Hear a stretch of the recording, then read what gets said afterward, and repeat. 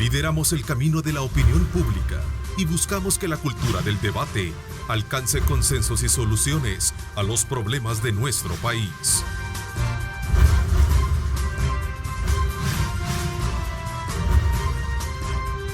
Diálogo con Ernesto López. Buenos días, El Salvador, ¿cómo están? Qué placer enorme, como siempre, saludarles. Bienvenidos a esta mañana de día jueves 30 de abril. Justo precisamente este día creo que se cumplen ya los 40 días de lo que realmente es una cuarentena, ¿verdad? Así es que realmente estamos desde luego muy a la expectativa y estamos leyendo precisamente todo lo que se está generando alrededor del estado de emergencia para este día en la Asamblea Legislativa. Se espera haya mucha actividad, como siempre, especialmente para la aprobación ya legal de esta petición que ha hecho el gobierno y de la cual los diputados han solicitado ciertos informes que esperamos que de alguna manera se tengan, a manera de que esto pueda tener una claridad de lo que se pueda aprobar este día en la Asamblea Legislativa. Quiero darle la más cordial bienvenida hoy a la licenciada María Luisa Jaén. Ella es ministra de Economía. Gracias por acompañarnos. Bienvenida, ministra. Muchas gracias, Ernesto. Es un gusto estar aquí nuevamente contigo y poder compartir todo el trabajo que venimos haciendo desde la perspectiva económica para acompañar a los salvadoreños, para acompañar a las empresas en este proceso, en estas dificultades que enfrentamos debido a la crisis del coronavirus. Así es, exacto. Vamos a tener esa oportunidad de poder conocer de manera muy articulada todo el esfuerzo que se está haciendo y esa reunión y coordinación con el sector privado para poder presentar a la Asamblea Legislativa un paquete económico de ayuda para reactivar la economía como tal y por supuesto otros aspectos elementales que vamos a tratar. Antes de poder conversar y profundizar en el tema, quiero expresar mi muestra de condolencia para nuestro buen amigo Juan Pablo Durán, presidente de Bandesal, a raíz de la muerte de su querida hermana María Avelina Durán de Ramírez. Vaya entonces para Juan Pablo, nuestro amigo, en particular amigo del canal también, nuestra solidaridad en este momento de pesar para su familia. En igual situación para los hijos de otro buen amigo, de don Will Salgado también, que el día de ayer la madre de sus hijos, la exdiputada Yuriko Salgado, madre de la diputada Yuriko Salgado y también la exdiputada Gloria Elizabeth Gómez falleció. Por lo tanto, también expreso mi solidaridad, mi sentimiento pues de en este momento tan importante, sensible para la familia de los hijos de don Will Salgado, así como también para él. Así es que, pues ahí acompañamos este pesar. Bueno, ministra, es importante que comencemos esta mañana conociendo un poco la forma, cómo fue estructurado el plan de ayuda económica y de reactivación. ¿Qué alcances tendrá este plan para el tema económico del país? Perfecto. Gracias, Ernesto. Quizás antes de empezar sí me gustaría unirme a las condolencias que ha mencionado. Y también acompañar a todas las familias que han perdido sus familiares a raíz no solo de la crisis de salud que estamos enfrentando, sino por el tema de violencia. Así que creo que eso para nosotros las vidas son tan importantes, por eso estamos haciendo este trabajo, este arduo trabajo, este trabajo intenso para poder prevenir más muertes en ambas vías, ¿no? En el área de salud y en el área de seguridad. En el área de salud hemos sido reconocidos a nivel internacional por haber tomado medidas a tiempo antes que lo hicieran otros países, y es por eso que hoy nos ubicamos en una posición con menos casos de coronavirus a nivel mundial, y muy abajo si nos comparamos con Latinoamérica. Las medidas de contención fueron tan efectivas, digamos, por el hecho de que estadísticamente a lo mejor estuviéramos en otras condiciones como han estado otros países. Sí, ¿no? Y eso es lo que estamos tratando de evitar a toda costa. Sabemos que tenemos un sistema de salud débil, y es por eso que se han tomado medidas bastante estrictas. Algunos lo juzgarán quizás por muy estrictas, pero es importante reconocer que este país hoy por hoy no tiene la capacidad en términos de servicios médicos públicos, ni la capacidad incluso si uno suma la capacidad que tiene con sector privado y sector público, no lograríamos sostener una crisis que se saliera de nuestras manos. Control, sí.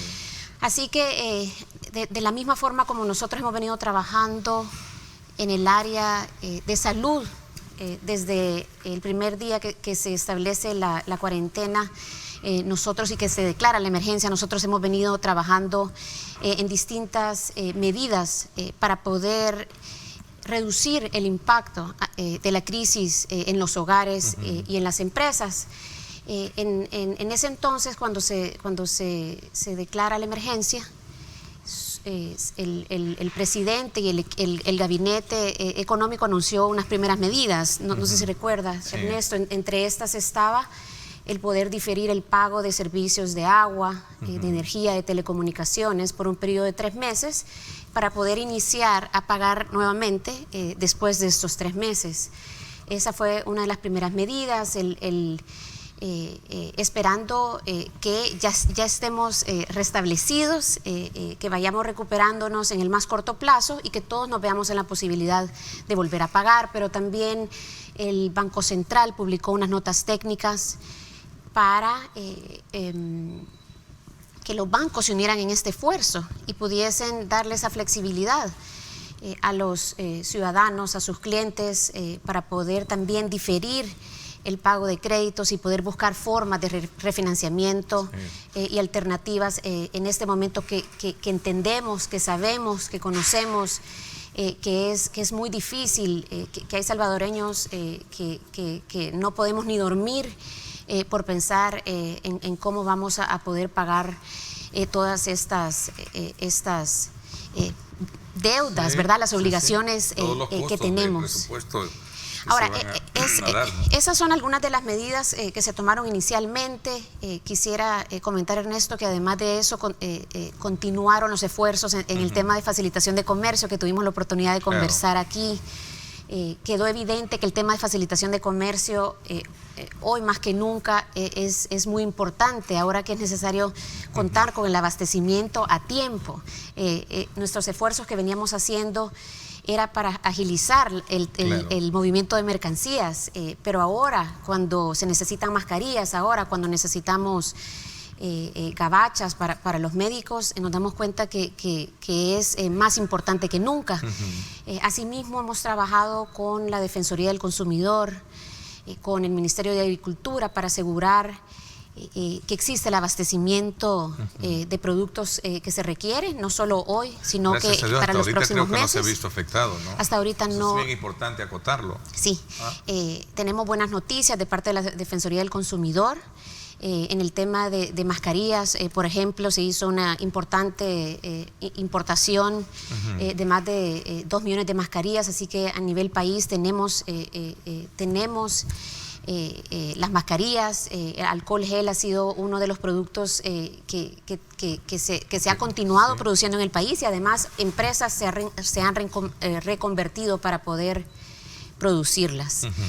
También se ha hecho un trabajo muy fuerte con la Defensoría del Consumidor, de la mano con el Ministerio de Economía, para poder monitorear los precios. Quizás eso podría parecer algo regular, algo que no es muy importante, pero para los hogares que hoy por hoy tienen un ingreso muy bajo, el poder tener un gobierno comprometido a regularlos, a que nadie se vaya a aprovechar de esta oportunidad, ¿no? Entonces, en este sentido se han hecho más de 650 inspecciones, se han encontrado ya casos que están en proceso a ser sancionados, y estamos comprometidos a continuar este trabajo a futuro. Claro, como entenderemos, esto no es suficiente. Nosotros estamos analizando constantemente cuál es la situación de los hogares, cuál es la situación de la micro, pequeña, mediana y gran empresa. Y no solo en el sector formal, tenemos un sector informal muy grande. Ese es otro tema en el que habrá que continuar trabajando fuertemente, y es en esa desigualdad que hoy se ve más pronunciada. Muchas personas que están fuera del seguro social, que están desprotegidos, así que ese es un reto, es una deuda que tiene el país desde hace mucho tiempo, la informalidad, y es algo que nosotros desde un inicio en este gobierno empezamos a trabajar y vamos a intensificar los esfuerzos en esa materia. Pero llegando a las medidas que fueron anunciadas la semana pasada, esto como se anunció, y en realidad se anunció en compañía con el sector empresarial, fueron 5 medidas. 3 de ellas se refieren a la creación de fondos. Ahorita el gobierno tiene que apoyar y acompañar a las empresas para poder a las empresas y a los hogares para poder compensar ese ingreso que se ha perdido, ¿no? Esto es algo que los organismos internacionales han recomendado. Con la medida del bono de compensación se cubrió esa necesidad por un periodo de tiempo definido. Sí. Pero ahora estábamos ya en una nueva fase y en la necesidad de tomar nuevas medidas. Estos 3 fondos están dirigidos para distintas poblaciones.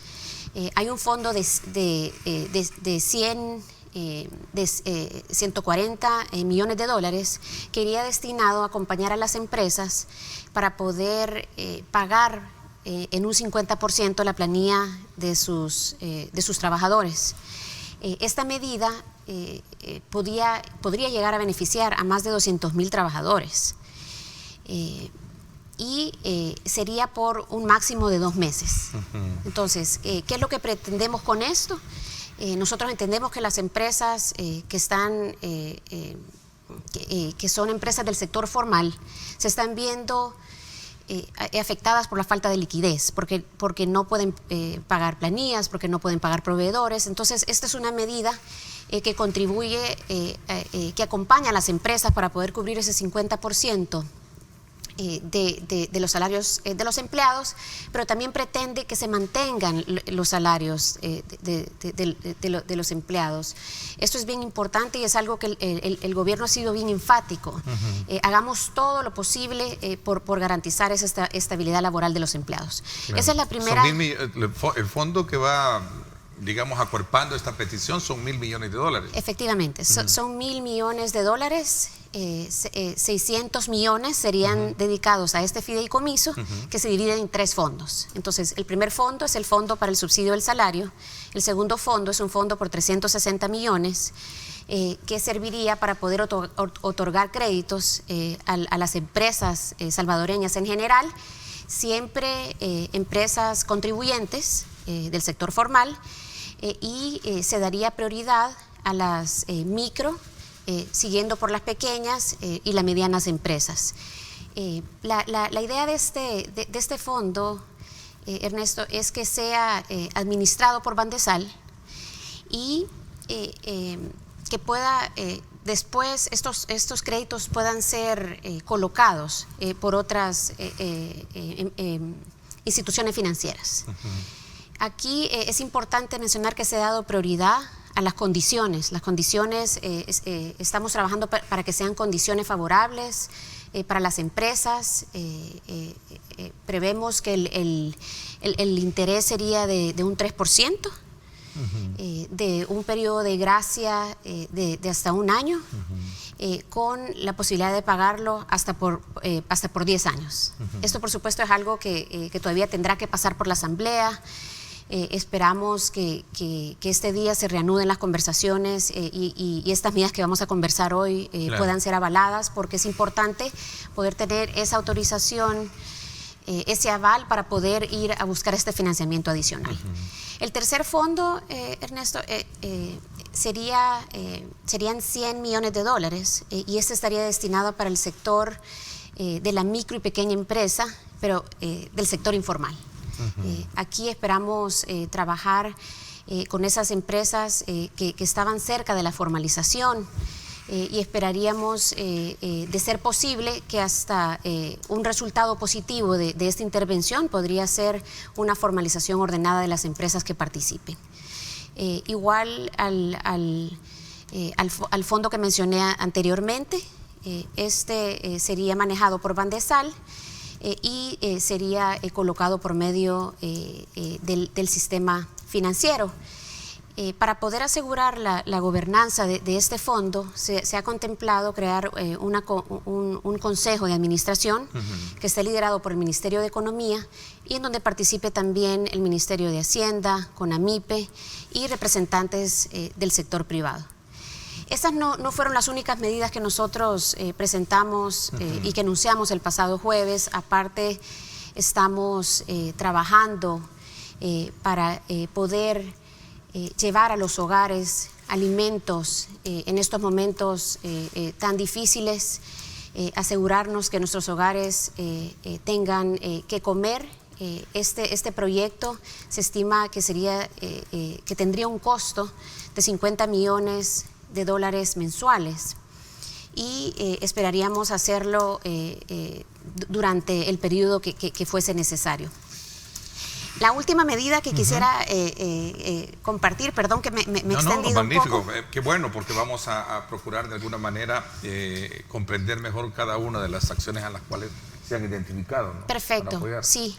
Hay distintas medidas, acciones que estamos tomando. Quisiera terminar por esta que contribuye a que las empresas puedan contar con liquidez se refiere a poder diferir el pago de impuestos hasta junio. Esta medida, por supuesto, que sería administrada por el Ministerio de Hacienda y la idea sería que a partir de junio ya las empresas pudiesen empezar a pagar con la opción de poder pagar en cuotas, ¿verdad? Sin multas y recargos. Así que quisiera quedarme por ahí, pero decirte, Ernesto, decirle a toda la población que así como estamos trabajando intensamente, sin parar, de verdad, 24/7 en el tema de salud, de esa misma forma estamos trabajando en el tema económico, que sabemos que algunos sectores ha afectado desde el primer día de la cuarentena, claro. Porque alguien me preguntaba cuánto la economía puede estar parada y eso depende, ¿no? El sector turismo, la primera semana habían empresas que ya se veían imposibilitadas a poder pagar su planilla, así que entendemos por lo que están pasando los salvadoreños, las empresas, los hogares, y desde el gobierno estamos tomando todas las medidas para poder acompañarles en este momento tan difícil. A ver, por lo que me explica, ministra, están bien, digamos, como repartidos y a la vez identificados estos sectores y rubros para aliviar so pena el impacto del COVID en sus economías, especialmente de las personas, con el tema del empleo. Y otros aspectos que tienen que ver con la MIPE, o aquellos sectores que son los más vulnerables. Todo esto pende, sin duda alguna, como lo decía, de los acuerdos que se logren establecer entre el gobierno y el sector político en la Asamblea Legislativa. Para este día se tiene previsto, de alguna bajo condición o la mirada de aprobar 15 días, pero en la medida que se den ciertos informes por la forma en cómo se han llevado a cabo algunos apoyos que se le han dado al gobierno en esta emergencia, ¿cierto? Sí, efectivamente, nosotros esperaríamos que este día puedan revisarse estas iniciativas de ley que llevamos el pasado viernes a la Asamblea Legislativa. Es importante recordar que estas no es una ley, no es una simple ley. Detrás de esto hay más de 400,000 familias en lo que comentaba. Por ejemplo, el fondo para el subsidio de salarios a los empleados, esperaríamos llegar a 200,000 personas, es decir, ese es el universo que podría haberse beneficiado con esta medida. El fondo para el otorgamiento de crédito a las empresas podría llegar alrededor de 30,000 empresas. El fondo de crédito para la micro y pequeña empresa en el sector informal hemos estimado que también podría llegar a unos 200,000 trabajadores. Así que los paquetes alimenticios a 1.7 millones de personas. Así que estamos hablando de medidas que tienen un alto alcance y que serían de alto impacto. Pero además de eso son urgentes, ¿verdad? En la medida que nosotros podamos ejecutar proyectos como estos en el más corto plazo, en esa medida vamos a poder recuperarnos en el momento de que regresemos a la normalidad o se vayan levantando las restricciones que tenemos hoy por hoy. Y hablando de ese tema de levantar las restricciones, ¿cuál es la expectativa que se tiene de conformidad a los resultados de las estadísticas de casos en la contención que se tiene hoy en día, ministro? Sí. ¿Va a depender mucho de esto? Definitivamente. El tema de la apertura de la economía es una medida que se toma a raíz de la crisis de salud, claro, que afecta a todo el mundo, ¿no? Incluyendo El Salvador. El tema económico no deja ser menos importante, sino que es una medida que nos vemos obligados a tomar. Y hemos venido analizando, hemos estado en contacto con el sector empresarial, como se ha denotado en este gran proyecto que acabo de mencionar. Y esperamos en ese sentido que estas iniciativas de ley nuevamente que llevamos a la Asamblea pues sean aprobadas en el más corto plazo.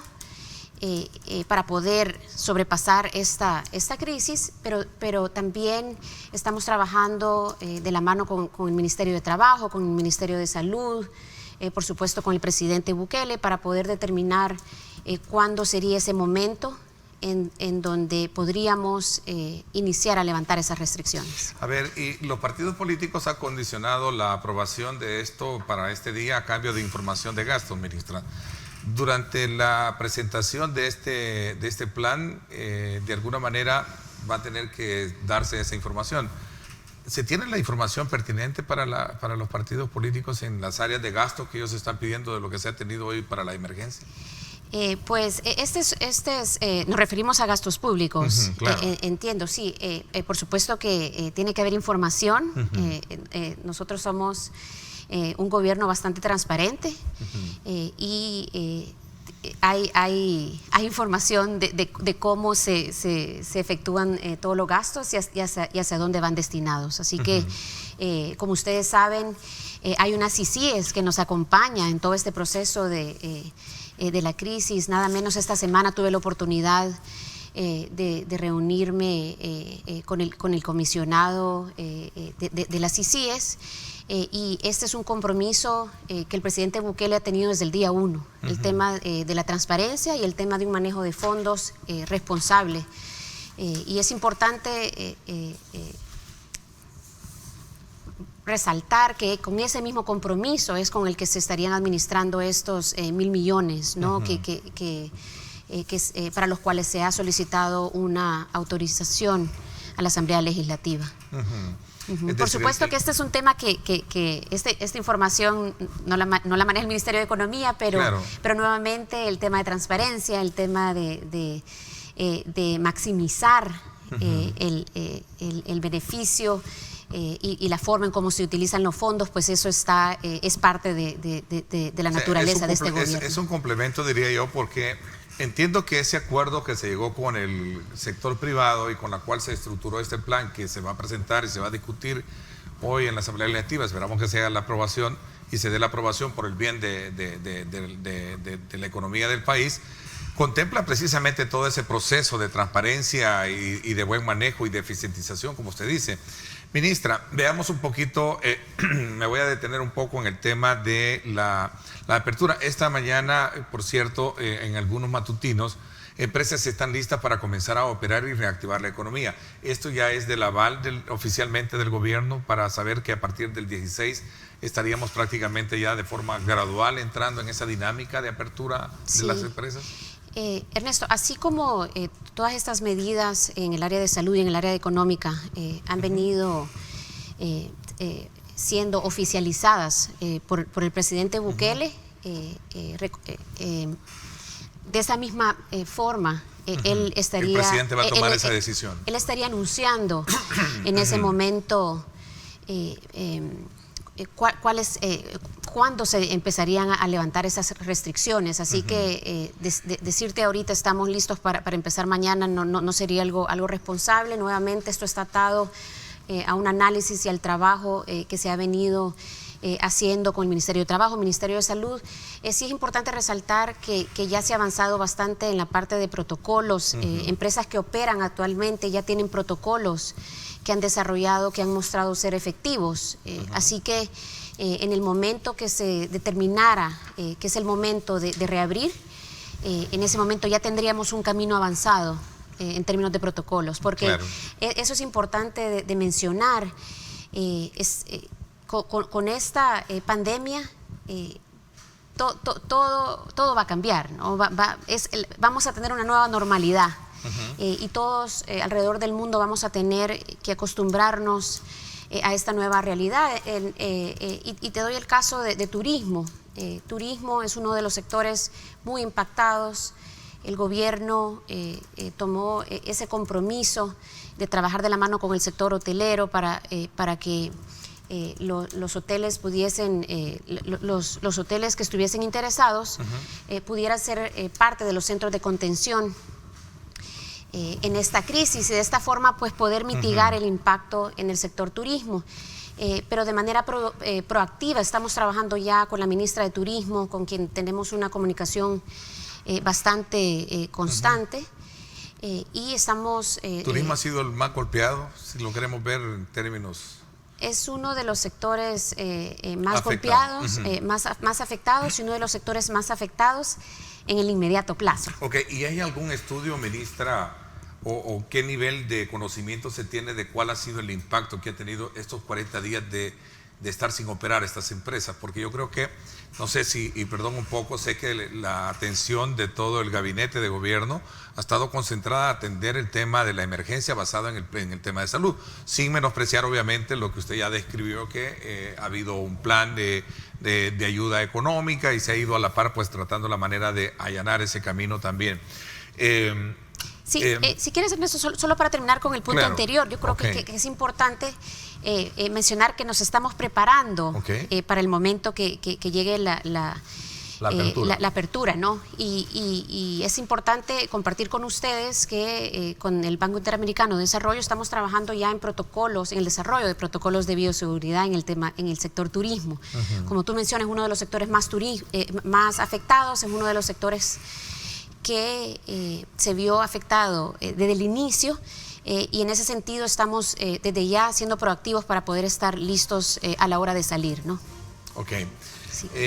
Se habla de un impacto a nivel mundial de las empresas, del cierre de algunas empresas, y me gustaría de alguna manera colocarlo no sobre digamos, el estado de ánimo que nos va a golpear más de lo que nos ha golpeado esta pandemia, sino más bien de ese tipo de auxilio y de ese mecanismo de salvavidas que en algún momento, o salvataje si se le quiere llamar así, aunque creo que es un término más específico en el área económica, pero que tiene otra connotación, pero sí, ese plan de alivio, de ayuda a los sectores más vulnerables, a las empresas más vulnerables, me gustaría que especificáramos eso porque hay muchos que se están pronunciando y diciendo queremos trabajar ya, lo que queremos es establecer protocolos de bioseguridad.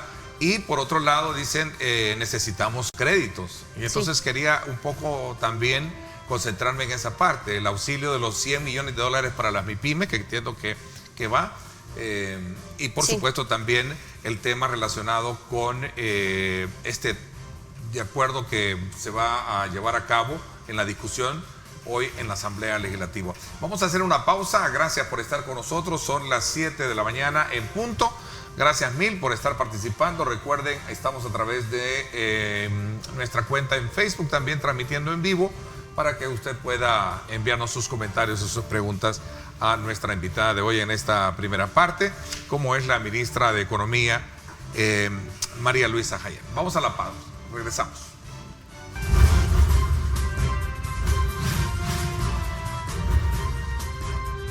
Diálogo con Ernesto López. Estás viendo Diálogo con Ernesto López. Yo me quedo en casa. Sé un héroe 503.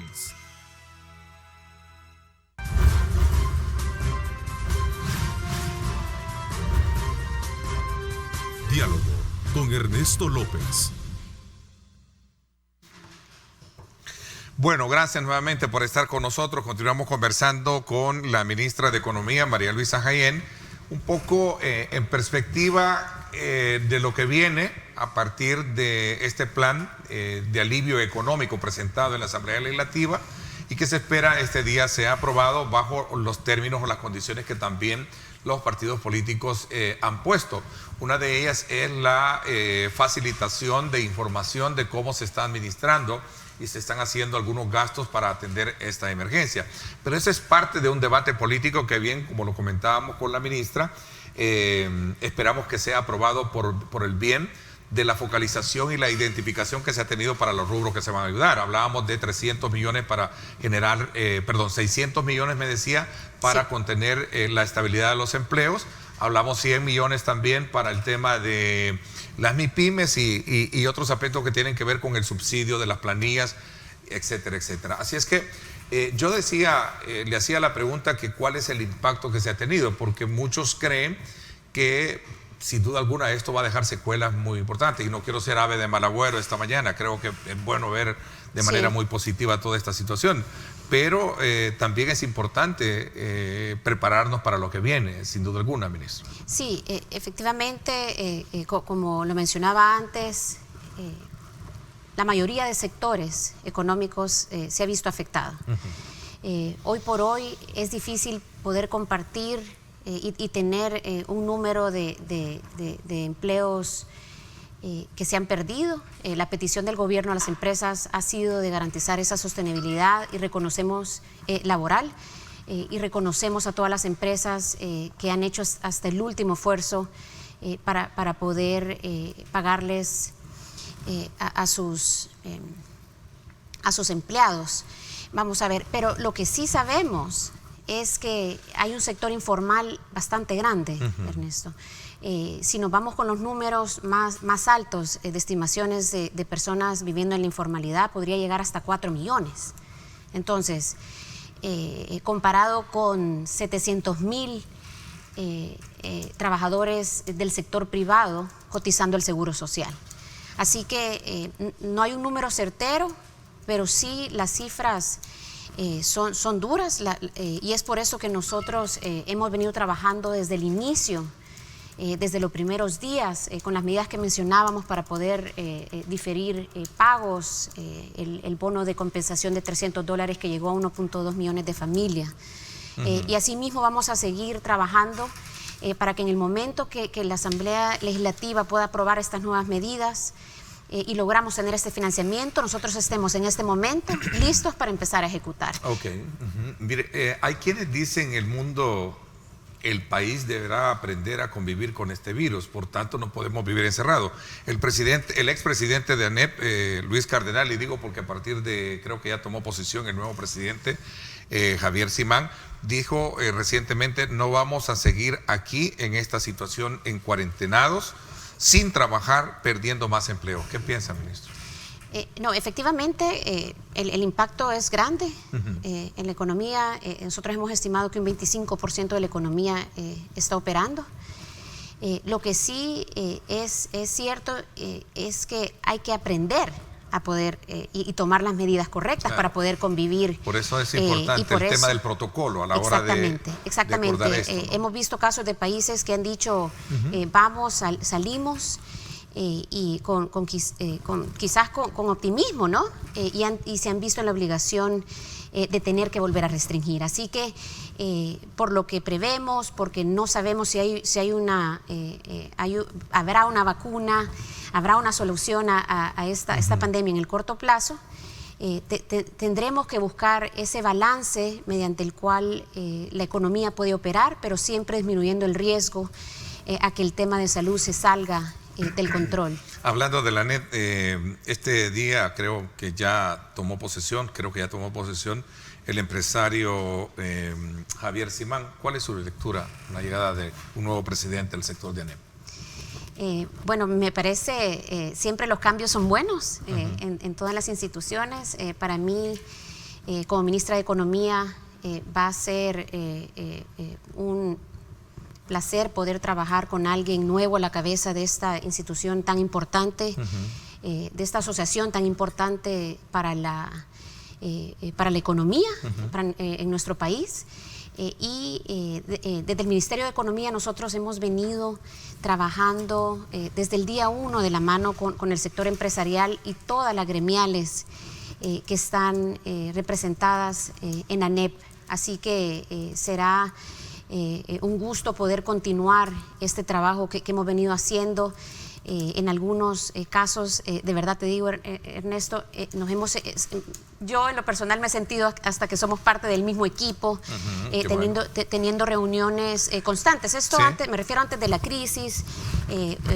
¿Recuerdas el plan de facilitación de comercio? Ese plan de facilitación de comercio muy ambicioso, que cuando lo publicábamos los periodistas nos decían, pero ¿y cómo van a alcanzar todas esas medidas que se han propuesto en tan corto plazo?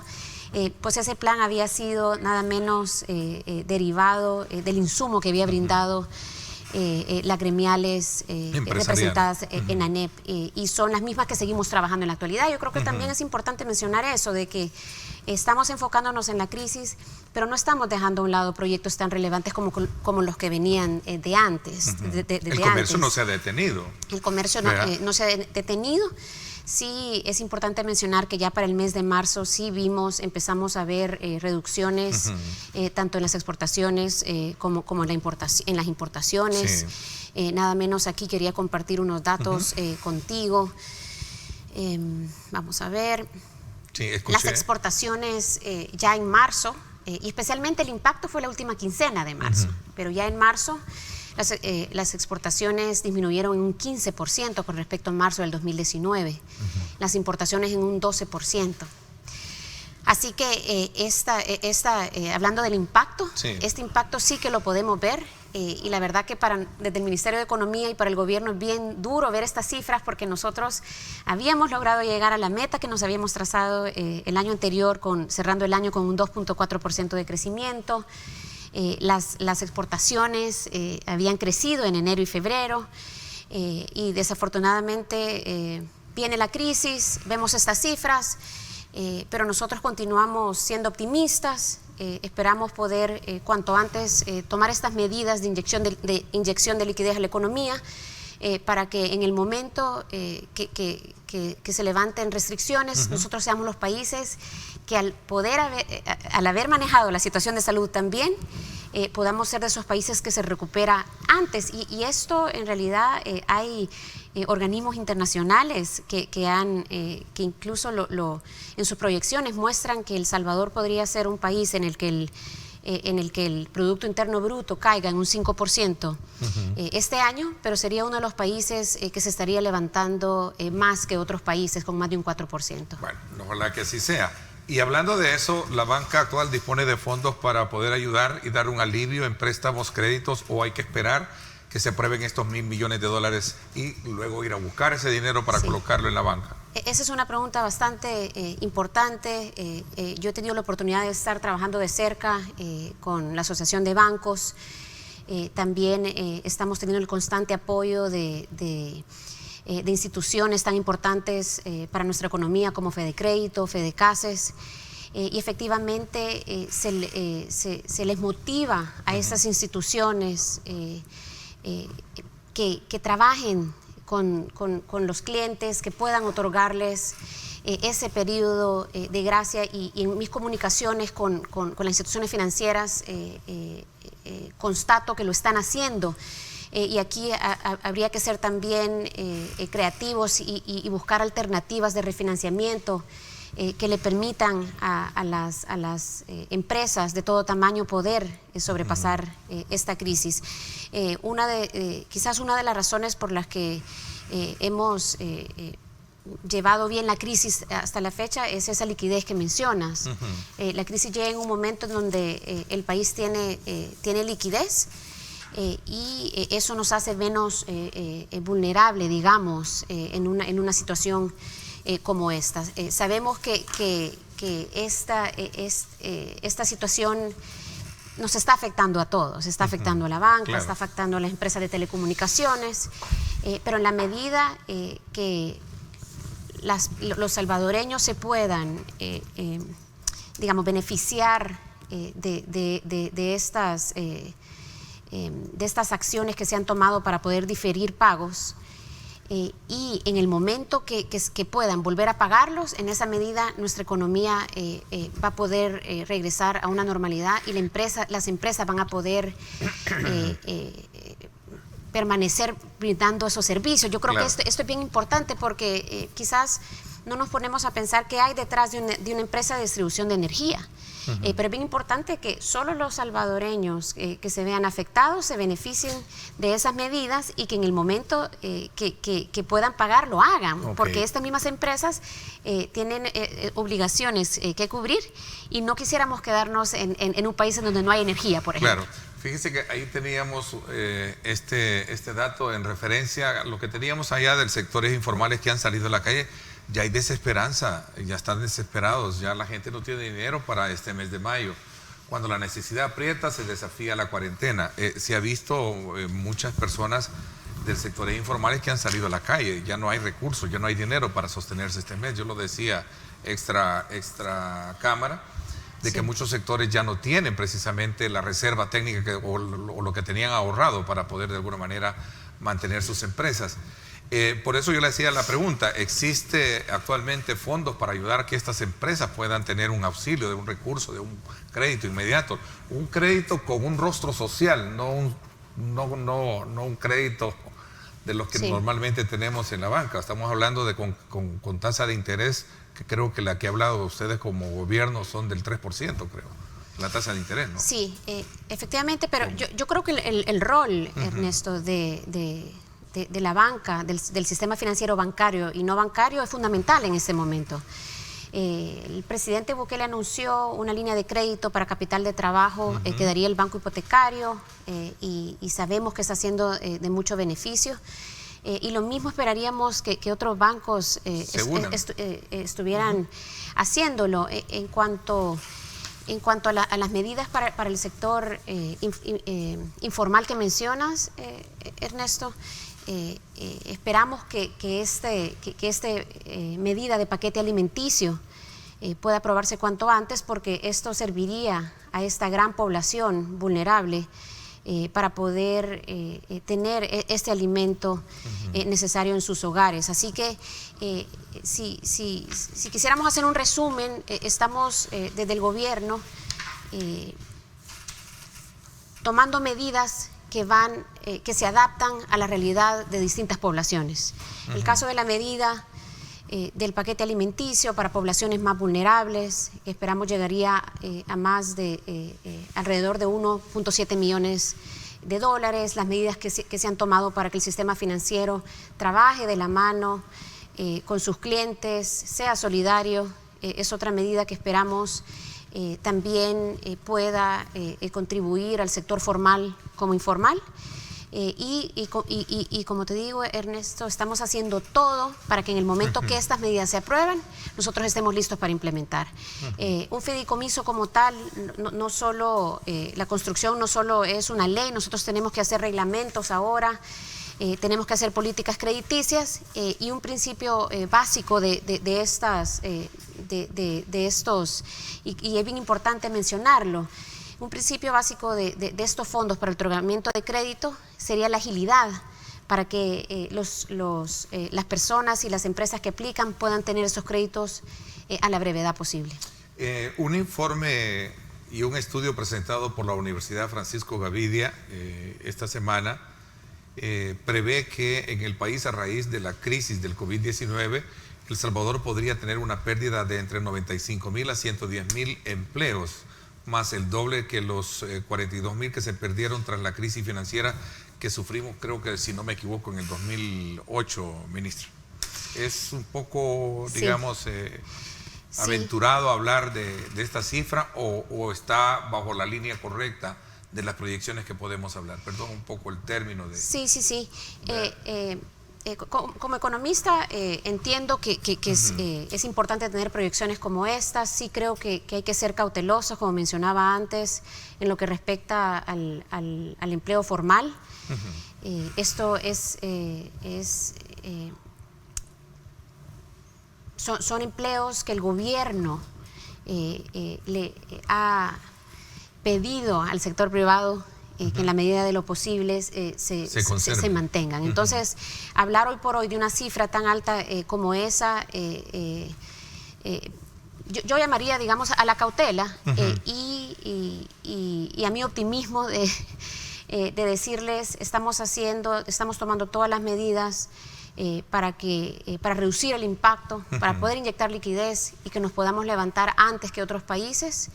Y podamos reanudar nuestras operaciones y nuestro flujo de exportaciones.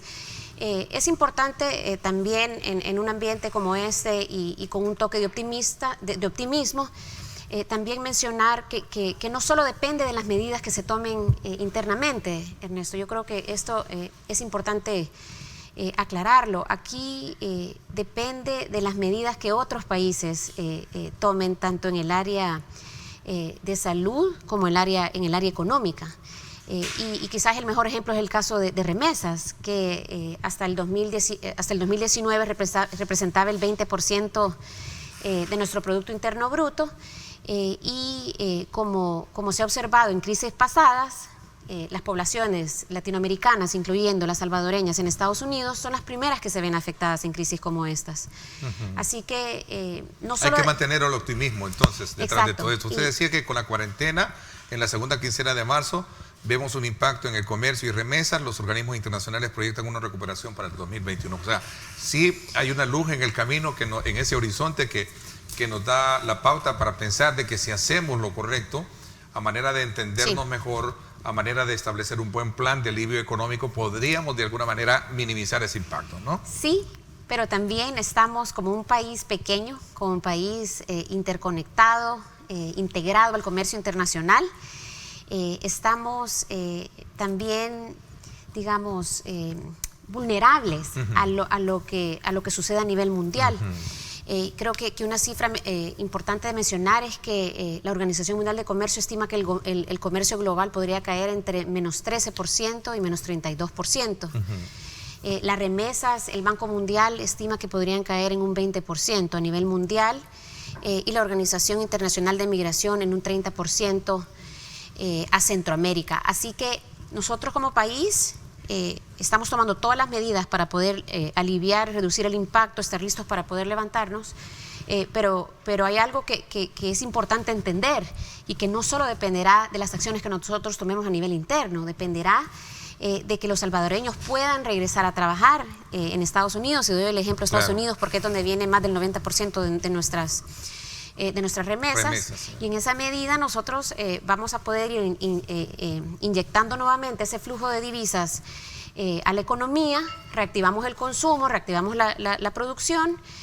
Lo mismo para nuestros contratos que teníamos, por ejemplo, en el sector textil, que hay empresas que han dicho, bueno, yo ahorita me veo en la necesidad de cancelar mis contratos. Entonces, por más que nosotros como gobierno tomemos estas medidas, estamos sujetos a decisiones que tomen empresas, a decisiones que tomen otros gobiernos. En específico, pues, Estados Unidos, que como sabemos tenemos una alta dependencia, no solo en el tema de remesas, sino que en el tema comercial.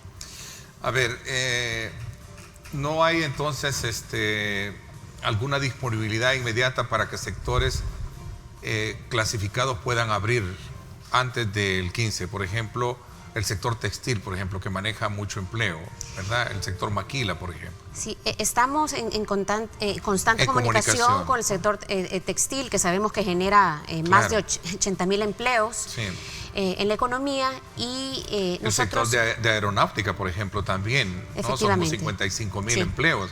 El sector aéreo, ahí está en riesgo 51.000 empleos de la industria aérea salvadoreña. Efectivamente, y es por eso que este tema se ha venido analizando desde el día 1 de esta emergencia, y el gobierno va a tomar esas medidas para poder restablecer. Por el tema del protocolo, utilizando un protocolo podríamos minimizar ese impacto, creo, ¿no? Sí, es lo que están haciendo las empresas que operan hoy por hoy. Así que, y ese ya es un avance que tenemos como país. Empresas con protocolos que han mostrado ser útiles, ¿verdad? Sí, claro. Y en esa medida el gobierno irá anunciando en el momento oportuno cuáles van a ser esos sectores que se irán ya restableciendo. Ok, el tiempo se me fue. Quiero agradecerle, ministra, que nos haya puesto al tanto de cómo está la situación de acuerdos con el sector privado, de cómo está precisamente esa coordinación entre el aparato estatal para lograr establecer aquellos parámetros que logren minimizar el impacto negativo que va a tener esta emergencia, sin duda alguna, en las empresas. Le agradezco muchísimo que nos haya acompañado. Gracias Ernesto, gracias a todos los que nos acompañaron esta mañana. Decirles que el gobierno está comprometido para acompañarlos desde la perspectiva de salud, desde la perspectiva económica, desde la perspectiva de seguridad. Estamos todos trabajando intensamente para que el impacto de esta crisis sea el menor y próximamente podamos, ojalá, retornar ya todos a nuestras labores. Muchas gracias, Ernesto. Gracias, le agradezco, ministra. Vámonos a la pausa. Cuando regresemos, vamos a conversar sobre otro tema importante que tiene que ver precisamente con el mecanismo de gasto y distribución que tienen las alcaldías frente a esta emergencia. Recientemente se han aprobado algunos acuerdos, decretos que les permiten facilitar, por ejemplo, de los 2.000 millones, el 30% era, ¿verdad? El 30%, que son alrededor de 600 millones, y una discusión sobre el tipo de gastos en los cuales estos deben de ser utilizados. Vamos a conversar precisamente con un representante de Comures, el director ejecutivo, estará con nosotros, el ingeniero Carlos Pinto, para hablar sobre este tema. Vamos a la pausa. Gracias por estar con nosotros.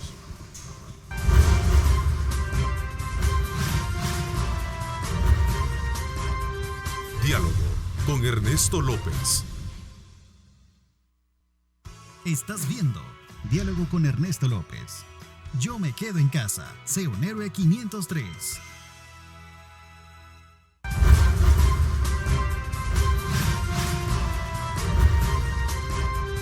Diálogo con Ernesto López. Bueno, gracias nuevamente por estar con nosotros en esta mañana de día jueves 30 de abril. Ánimos, El Salvador. Sabemos que de esta vamos a salir. De eso hay que ponerle muchísima energía, muchísimo contenido de, digamos, de aliento para poder superar todas aquellas situaciones que se nos presenten. Sin duda alguna, coloquemos a Dios en el centro de las actividades y vamos a salir adelante, ténganlo por seguro. El ingeniero Carlos Pinto, director ejecutivo de Comures, nos acompaña acá en el estudio. Gracias, Carlito, por acompañarnos. Bienvenido. Un gusto, gracias, muy buenos días a todos los amables televidentes. Un gusto estar contigo, Ernesto, y a la orden. Bueno, Comures representa a las municipalidades, voy a comenzar por esto, representa a las municipalidades del país, cuyos alcaldes y alcaldesas presiden desde luego comisiones importantes para poder enfrentar lo que hoy en día tenemos en primera línea, ¿no? La emergencia del COVID-19, ¿cierto? Exacto. Comures es la gremial de municipalidades de El Salvador, representada por señores alcaldes, alcaldesas, como toda gremial, una gremial de derecho privado, sin fines de lucro, y con la capacidad de poderlos representar. Estamos en una articulación permanente desde el territorio al nivel nacional y del nivel nacional buscando proponer, incidir en los tomadores de decisiones. Obviamente no somos nosotros quienes tomamos la decisión, llámese Asamblea Legislativa, Gobierno Ejecutivo, sector privado, cooperación. Entonces estamos en una labor de articulación gremial. Se han mantenido las actividades municipales, los gobiernos locales han seguido trabajando e incluso doblegando, diría yo, un poco el esfuerzo para poder atender esta emergencia, Carlos. Exacto. Lejos de mantenerse, podemos ver, creo que el mejor ejemplo es que la recolección y disposición final de desechos sólidos, la basura, no se ha suspendido ni un día en los 262 municipios. Hay municipalidades que administran sistemas de agua potable en zonas urbanas, hay otras que administran sistemas de agua potable en zonas rurales, el alumbrado público, el aseo, el barrido de aceras, de calles, una cantidad de labores normales en las municipalidades, las cuales causan también tributos y han sido sacrificados estos tributos, ya vamos a hablar de eso adelante. Y además de eso se ha doblegado desde antes del 13 de marzo, pero es una fecha que me recuerdo perfectamente porque fue la cita en Casa Presidencial y ese mismo día se declaró la alerta roja. Antes de la alerta roja ya estaban las municipalidades trabajando. Comures había hecho una labor de articulación con el Viceministerio de Gobernación, con la Dirección General de Protección Civil. Ya andábamos en todos los departamentos coordinando entre ambas instancias con las municipalidades. Esto fue suspendido por la alerta roja, pero desde entonces las municipalidades están haciendo labor de sensibilización a la ciudadanía y me uno a esa sensibilización. No salgamos de nuestras casas si no es necesario. Cumplamos la cuarentena, es por nuestro bienestar. Labor de sanitización en espacios públicos, mercados, el espacio fuera, labor de distribución de kit de aseo personal, jabón, agua, transportando agua a aquellas comunidades que no tienen servicio de agua potable. Si usted tiene jabón y no tiene agua, no puede hacer, como sabemos, la principal prevención es el aseo personal, la sanidad personal de cada uno de nosotros, distribución de mascarillas, alcohol gel, y hoy los famosos arcos sanitarios, los famosos controles o cordones sanitarios que son costosos. Entonces toda esta labor lejos se ha mantenido la normal, y se ha duplicado con el esfuerzo de la emergencia y la prevención. Ok, ahí viene, y quizás ya vamos a llegar a este punto elemental por el cual hemos convenido esta entrevista, que es para conocer un poco la postura que tienen ustedes con relación a estos 600 millones de dólares correspondientes al 30% estipulado para los 262 municipios, que entiendo aún no se ha recibido, obviamente ese dinero está por irse a buscar, ¿no? Y otros aspectos que están solicitando al presidente de la República, como las sanciones de los decretos que se generaron alrededor de las disposiciones transitorias a la ley de FODES. Solo un elemento importante, ¿qué tanto ha sido el impacto que ha tenido la emergencia en las alcaldías desde el punto de vista de lo que comentaba, de la recaudación y otros aspectos elementales de presupuesto? Bueno, en los meses de enero, febrero, incluyendo marzo, las municipalidades estaban recogiendo sus tributos normalmente. Llámese tasas por servicio, el servicio del alumbrado público, el servicio de desechos sólidos. Las que los tienen. Porque otros municipios todos los tienen, más o menos. Lo que tienen menos muchas municipalidades son los impuestos municipales. Claro. Estos ingresos han sido sacrificados, dejando un poco de lado los servicios. El servicio se mantiene y se da y tiene su costo. El problema es que los ingresos para pagar estos servicios se han utilizado para la emergencia precisamente. Tomando en cuenta, quizás antes de hablar de los 600 millones, el fondo principal, que hoy es columna vertebral de todos los municipios, incluyendo San Salvador, el famoso FODES. El FODES lamentablemente logramos el jueves 16 de abril en la Asamblea Legislativa 3 reformas temporales para que el FODES pueda canalizarse en una muy buena parte hacia la emergencia, la prevención y los efectos de la emergencia, efectos tales como seguridad alimentaria, pero estos no habían sido sancionados. Anoche tuvimos la buena noticia, estamos en comunicación permanente con CAPRES y con la imprenta nacional, ya llegaron a la imprenta, entonces puede ser que ya a partir de este día sean ley de la República. Pero no podemos tener buenas leyes adecuadas a la emergencia si no hay el financiamiento para que estas leyes lo permiten. El FODES, lamentablemente, históricamente ha venido cada vez más atrasado. Hoy se recibe un mes, 20 y tantos días atrasados. Para que usted tenga una idea, el FODES de enero se recibió el 3 de marzo. El FODES de febrero se recibió el 25 de marzo. Y el FODES de marzo se recibió esta semana, el 27 de abril. Entonces, con ese atraso de nada sirve que las leyes les permitan, si el atraso se está dando. Yo quisiera aclarar, primero, en este sentido, que el gobierno de la República tenga la madurez que de lo que yo exprese es en condición de propuesta y en condición de coordinación. Okay. Pueden haber algunas críticas constructivas para coordinar juntos. Tanto la municipalidad como el gobierno, la asamblea, el órgano judicial son instancias del Estado que deben constitucionalmente trabajar coordinadamente. Ok, voy a hacer una pausa. Cuando regresemos, sí, en efecto, entramos a hablar ya del tema de la distribución. ¿Qué es lo que están de alguna manera ustedes solicitando? A manera de que esos 30%, esos 600 millones, aparte de la necesidad de que se vaya cumpliendo el otorgamiento del FODES correspondiente a los meses, que no hay atrasos, entiendo yo, hasta este momento. ¿O todavía se ha atrasado la entrega del FODES? No. Este lunes 27 de abril se recibió el FODES de marzo. De marzo. El FODES, naturalmente, cuando en sus inicios tenía un atraso de aproximadamente 10 días del mes siguiente. Y era lógico. 10 días, ¿por qué? Porque los ingresos tributarios se reciben, principalmente el IVA, que es un ingreso permanente en el año, se reciben los primeros 10 días de cada mes. El IVA de enero lo pagamos los primeros 10 días de febrero, entonces se tomaba ese tiempo el Ministerio de Hacienda. Hoy se toman 24 o 25 días solo el Ministerio de Hacienda, más los 3, 4, 5, 6 días que toma ISDEN, que es quien lo recibe y lo distribuye. Ok. El 30% estipulado para las alcaldías, para la distribución de estos recursos, deberán ser aplicados con criterios de la ley FODES. Pero ustedes no están de acuerdo en que se haga así. No, ¿sí? Como no, la Junta Directiva Ampliada de Comures es un grupo... Que se mantenga esa condición. Y no como lo está pidiendo en este caso el alcalde de San Salvador, que él dice que se haga una distribución con base en la población que posee cada municipio y no de forma igualitaria, algo que reiteró también, han reiterado algunos otros diputados. Esa es un poco la alcalde, esa es la disyuntiva y esa es la polémica. Voy a la pausa, regresamos con más.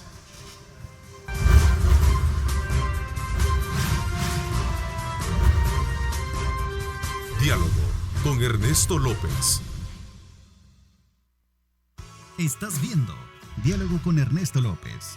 Yo me quedo en casa. Sé un héroe 503.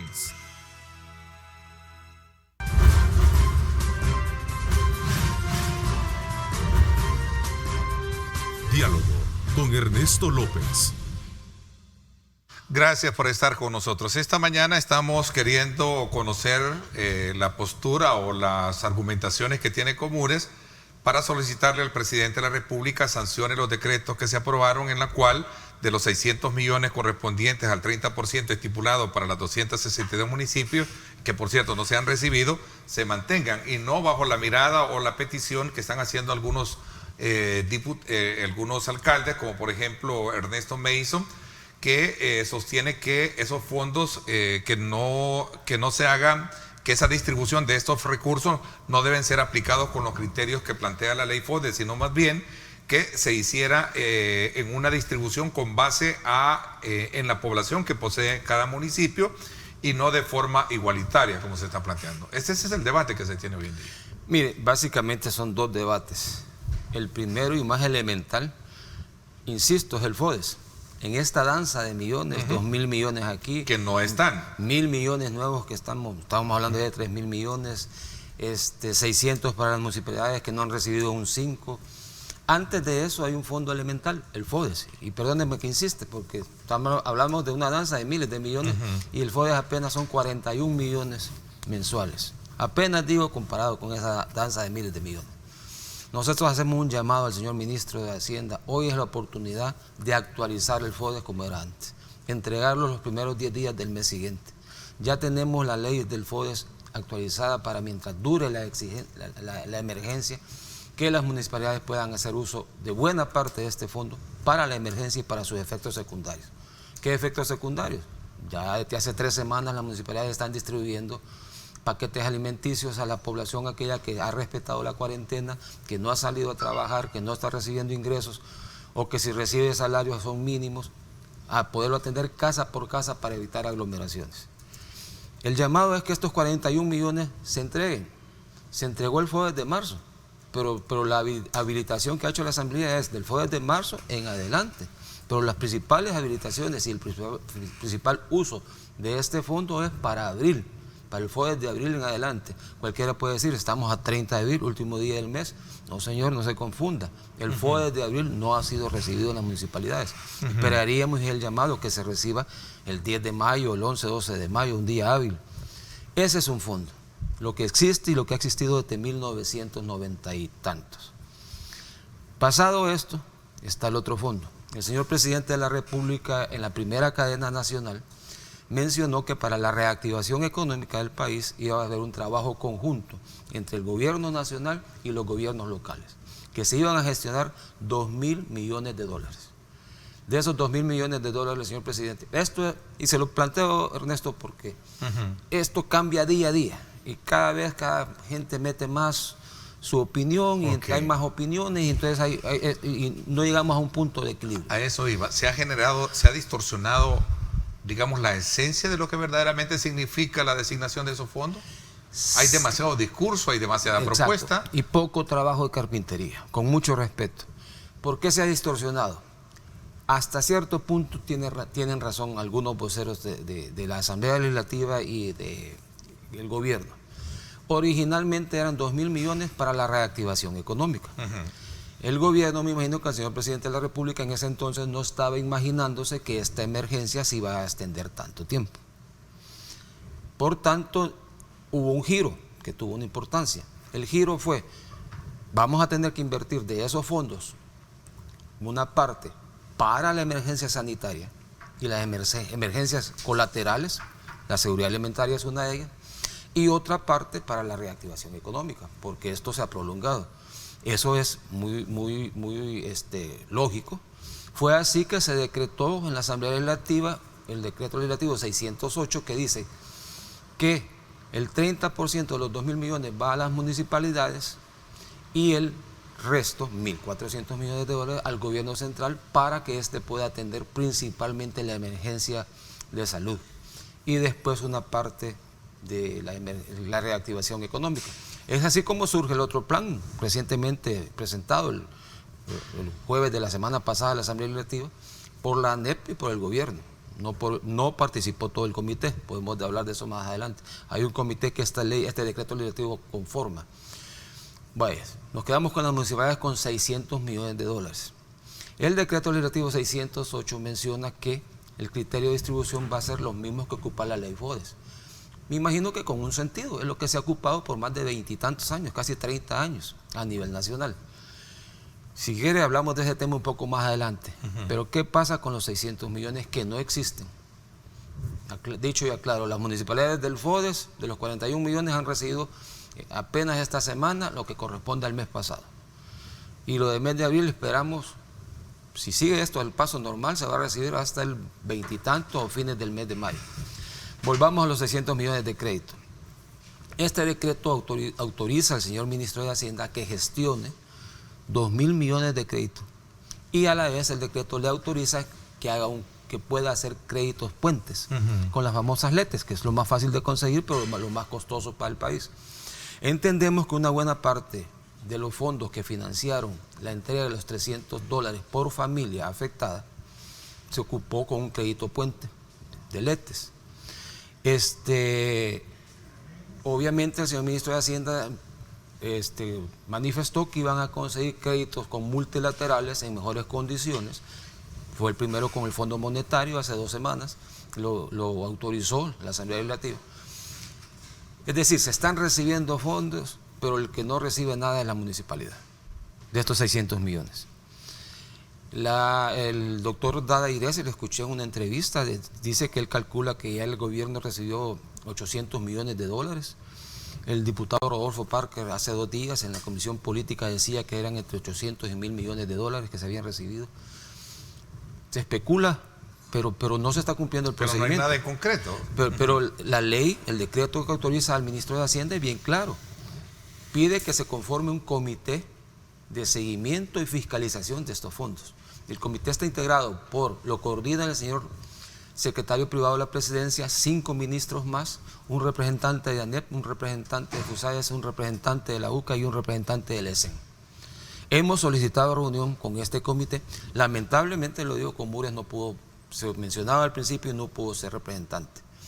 Comures hubiera sido un buen representante en el sentido de articular lo que está en el territorio con lo nacional y que se tomen decisiones más coherentes con lo territorial y viceversa. Lo decidido nacionalmente, divulgarlo localmente a los administradores, que son los alcaldes y alcaldesas y sus consejos municipales. Este comité le hemos pedido reunirnos para conocer qué está pensando. No ha sido posible reunirse con el comité. El comité es el que va a decidir cómo se usa y cómo se distribuye finalmente estos 600 millones. La señora ministra de Economía estuvo aquí hace poco y lo dijo. La semana pasada presentaron 6 propuestas de decretos en la Asamblea Legislativa. Solo una ha sido retomada por la Asamblea, que es la que tiene que ver con el impuesto sobre la renta. Y las otras, entre esas va una propuesta más, que es reformar el uso de estos 600 millones a nivel de las alcaldías. Esa propuesta la presentaron solo representantes de la ANEP, estuvo el presidente saliente de la ANEP y personeros de gobierno. FUSADES, en esos 6 puntos de reactivación económica, FUSADES ha dicho que no fue tomado en cuenta. No sabemos si los otros miembros del comité. Este comité es clave y, como le digo, este comité debía estar ahorita aprovechando el tiempo de generar propuestas. En el caso de las municipalidades, definir qué tipo de proyectos se va a invertir, qué tipo de obras se va a hacer se han sacado una propuesta que yo respetuosamente veo que es una propuesta sacada casi de la manga de la camisa, sin ser consultada. Preguntan acá cómo están las alcaldías entonces trabajando, con qué dinero están trabajando y atendiendo la emergencia. Voy a dejar la planteada esta pregunta para cuando regresemos. Y ustedes están solicitando al presidente que sancione estos decretos, que vayan así bajo la categoría de que cuando esté el dinero sea aplicada la distribución de estos recursos basado en la ley, en los criterios que plantea la ley FODER, ¿verdad? Así es. Vamos, ¿sí? Perdón, dicho sea de paso, anoche, como le decía, nos informaban de imprenta de que ya llegaron los decretos y que entenderíamos que este día van a ser sancionados. Sancionados, ok. Vamos a la pausa, gracias por estar con nosotros.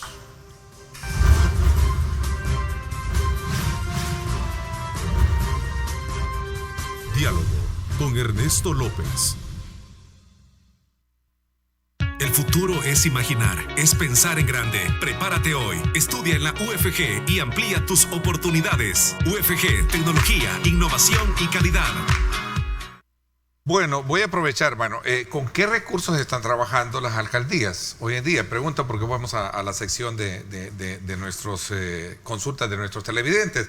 Leticia Orellana dice también se necesita la limpieza de alcantarillas y poda de árboles, que no solo se enfoquen en la emergencia del COVID, porque están olvidando las colonias, dice. Bueno, la pregunta de los recursos es una pregunta interesante. Lo poco del FODES que les permiten utilizar para la emergencia. Porque estas autorizaciones que esperamos que el día de hoy entren en vigencia son para acá en adelante, con el FODES atrasado. Y lo demás es créditos, hay que ser muy sincero y honesto. O sea, los proveedores están dando créditos a las municipalidades, son deudas que están adquiriendo. ¿Qué impacto ha tenido los $300 que familias a lo mejor de estos municipios se han visto beneficiadas? Mire, yo creo que hay una buena lección aprendida. Mucha gente lo comenta, incluyendo gente del Ejecutivo. Hubiese habido nosotros lo estamos pidiendo, que exista una coordinación entre los ejecutores, el gobierno central y los gobiernos locales. Este es un buen ejemplo.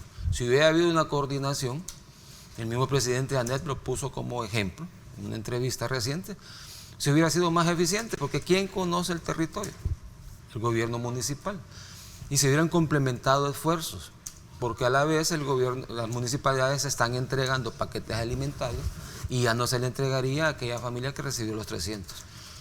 La municipalidad está abierta a dar la información de sus beneficiarios, si el gobierno se los pide. Nosotros hemos pedido al gobierno que traslade a la municipalidad la información de los beneficiarios de los $300 y hasta hoy estamos esperando respuesta.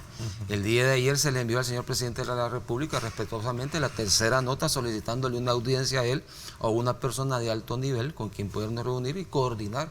Hay temas de agenda, desde las carpetas técnicas que el señor presidente pidió el 13 de marzo en Casa Presidencial para hacer proyectos junto con las municipalidades que no se han podido entregar, hasta esta coordinación de estos 600 millones.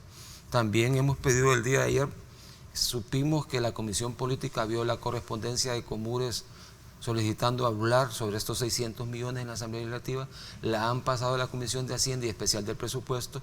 El día de ayer le pedimos a esta comisión una reunión para tocar el tema, porque el tema no solo es cómo se distribuye, hoy por hoy el decreto legislativo dice con criterios de ley FODES, pero hay otra propuesta, hay una propuesta que dice que de estos 600 millones, 300 sean dedicados a la seguridad alimentaria, o sea, que compren paquetes alimenticios a las municipalidades, una parte para pagar deuda, esto obviamente es para darle liquidez y más financiamiento a los bancos, deuda municipal, otra parte de pagar deuda a proveedores, principalmente locales, lo cual es muy lógico, y un 30 millones para salud, para la prevención en el municipio a nivel local, y apenas 60 millones para obras de infraestructura.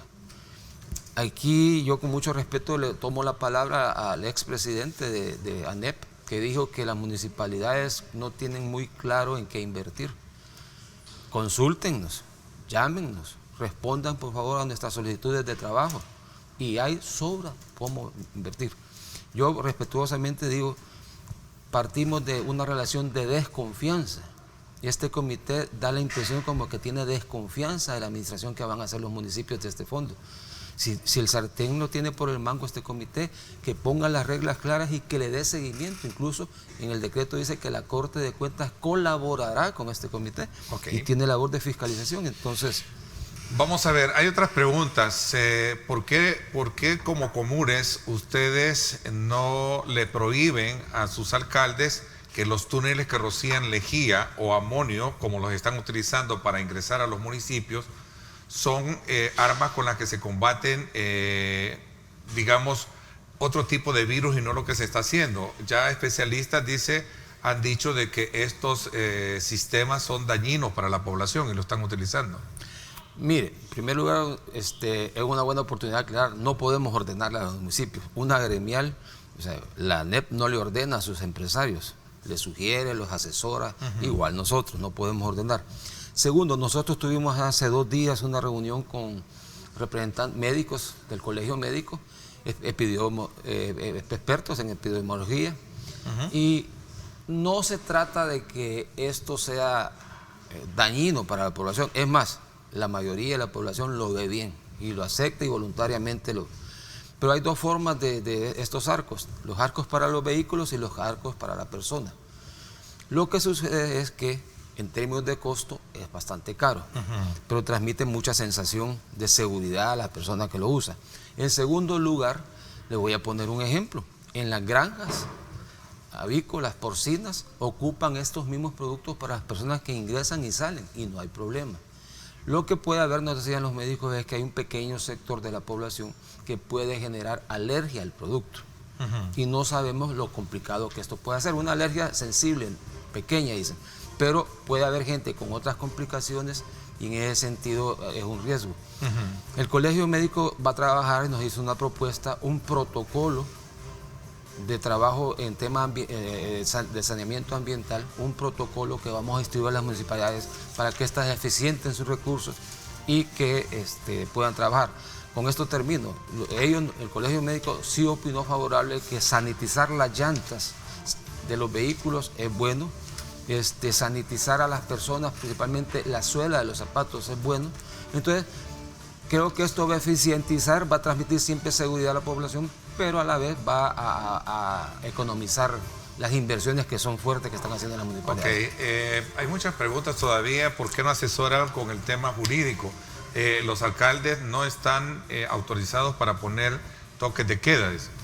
No, fíjese que esto es una cosa interesante. Hace 2 fines de semana el señor presidente de la República, a través de Twitter, cosa que no es legal, hizo un llamado y casi una orden a los 262 alcaldes y alcaldesas que pusieran cercos sanitarios.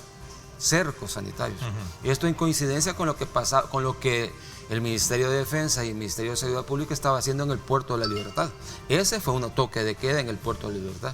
Nosotros asesoramos a los alcaldes y gracias a Dios ninguna municipalidad cayó, ni la misma municipalidad del Puerto de la Libertad cayó en toque de queda y en estado de sitio, que es ilegal, no le corresponde ni a la municipalidad ni al Ejecutivo. Sí, ahí está el tweet. Coincidimos con el señor fiscal a los días de esto, nosotros asesoramos y ninguna alcaldía ha hecho toque de queda, mucho menos estado de sitio. ¿Qué significa esto? Que cierren el paso de entrada y salida a su municipio y que no permitan que la gente circule al interior del municipio. La gente tiene que circular para comprar alimentos, para comprar medicinas. Ninguna municipalidad hasta hoy cayó en eso y la prueba está en que ningún alcalde o alcaldesa ha sido citado a la fiscalía, como ha sido citado el señor ministro de Defensa y no sé qué otro funcionario. Bueno, gracias por haberme acompañado, Carlitos. Vamos a estar muy a la expectativa de saber cuál va a ser el curso que va a seguir entonces este debate que se ha generado en torno a este dinero para las alcaldías, ¿no? Un gusto. Yo solo para finalizar y que no se diga que no quise contestar la pregunta, yo sugiero que los señores alcaldes tengan un punto intermedio. Hay un pequeño grupo de municipalidades que quieren que los 600 millones solo por el criterio de población y otra, la gran mayoría, que sea por el criterio FODES. Creo que al final se va a tener que llegar a un punto intermedio. A un punto intermedio. Vamos a estar a la expectativa de eso. Gracias. Son las 8 de la mañana en punto. Gracias, pásenla bien y como siempre recuerden lo más importante, amar a Dios sobre todas las cosas. Lideramos el camino de la opinión pública y buscamos que la cultura del debate alcance consensos y soluciones a los problemas de nuestro país.